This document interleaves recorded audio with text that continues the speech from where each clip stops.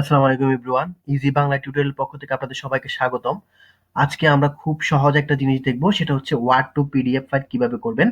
অনেক সময় আপনার যে ফাইলটা থাকে সেটা ওয়ার্ড ফাইলে থাকে, অনেকে কিভাবে পিডিএফ কনভার্ট করতে হয় সেই জিনিসটা জানেন না। তো আমরা আজকে খুব ইজিলি একদম পানির মতো সহজ উপায়ে আপনার এই ওয়ার্ড টু পিডিএফ ফাইল করে দেব। তো প্রথমে বলে রাখি, আমার চ্যানেলটি প্লিজ সাবস্ক্রাইব করবেন। তো এর জন্য প্রথমে হচ্ছে আমি আপনাকে দেখাচ্ছি। প্রথমে আমরা হচ্ছে গুগলের যে ব্রাউজার আছে ওইখানে হচ্ছে আমরা লিখবো word to PDF. Word to PDF লেখার পর এখানে বেশ কিছু ওয়েবসাইট আসবে, এখান থেকে যে কোনো একটা ওয়েবসাইট বেছে নিলেই হবে। আমি এখানে যে 2 নাম্বার ওয়েবসাইটটা আছে স্মল পিডিএফ, ওখানে ক্লিক করলাম। এখানে দেখুন চুজ ফাইল ফাইল এসেছে।